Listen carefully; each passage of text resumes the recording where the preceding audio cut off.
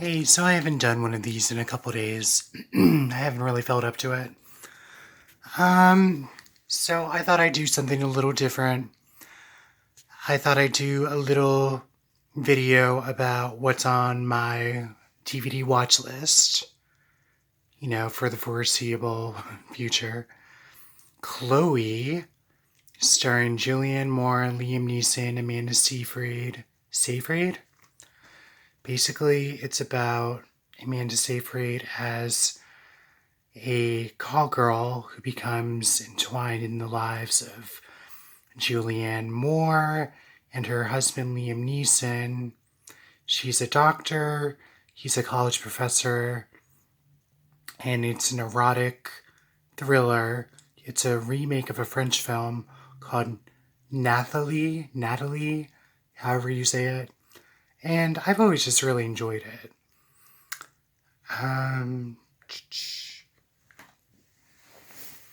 Then I have an Animal Apocalypse pack, Caw, which is a made-for-TV movie starring Sean Patrick Flannery. It's like a made-for-TV version of The Birds. Nightwing, which is kind of a weird movie. It almost plays like an animal against people film, but it's more about Native Americans, and it's a social commentary film about people against nature and the earth. So it's very strange.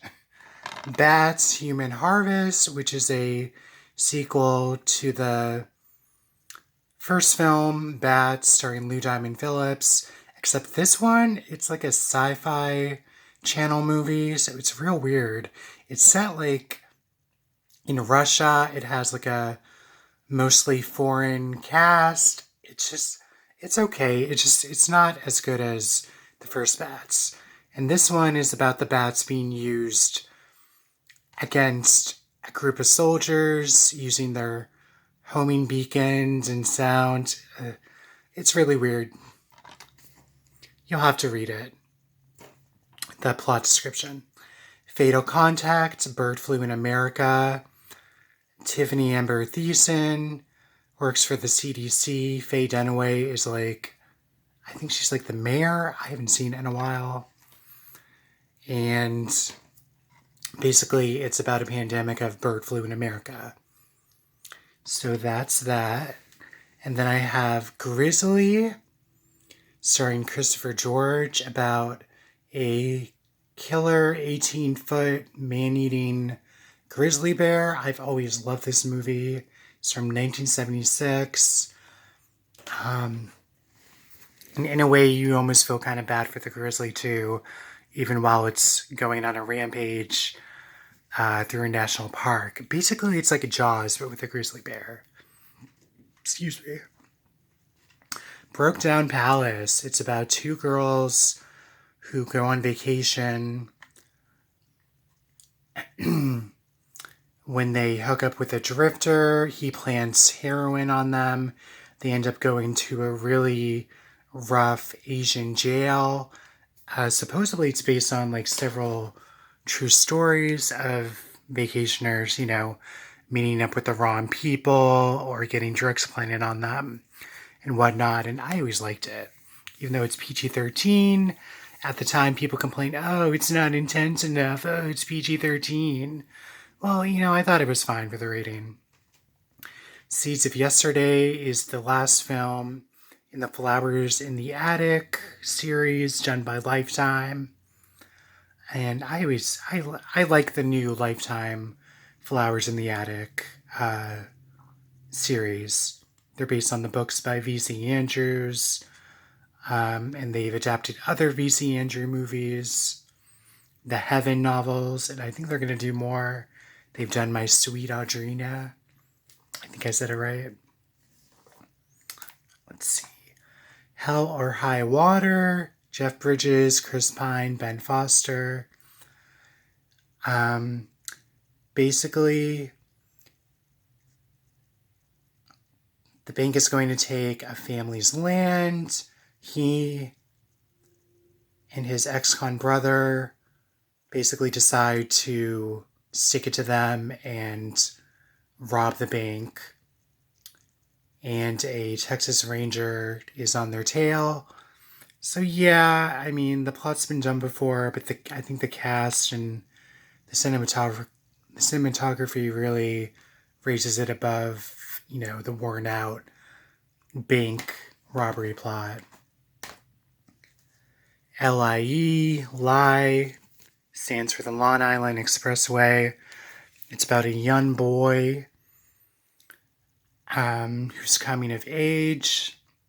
He gets involved with his friend who's basically a male prostitute, and he becomes entwined in the life of a local pedophile played by Brian Cox. And it's more of a psychological movie, and it's just real interesting how it all plays out. He basically is predatory toward both of the kids, and then he kind of develops like this odd fatherly relationship with them. But it's not that kind of movie. It's not praising that kind of orientation. It's a real complex movie, and it's similar to Kevin Bacon's The Woodsman, where he plays a pedophile, and it kind of takes a neutral stance and just lets you make up your own mind about the characters. It doesn't praise their behavior or condemn it. It just lets you look at it kind of like a slice of life. So I don't want you to get the wrong impression, but it's definitely a challenging movie. Gosford Park, basically, it's from the writer of, he went on to write Downton Abbey. Basically, it's about a bunch of socialites and the servants and whatnot spending time in a manor, and one of their own gets killed, and it's a mystery of who killed one of the rich socialites, and I've always loved it. It's a real good movie.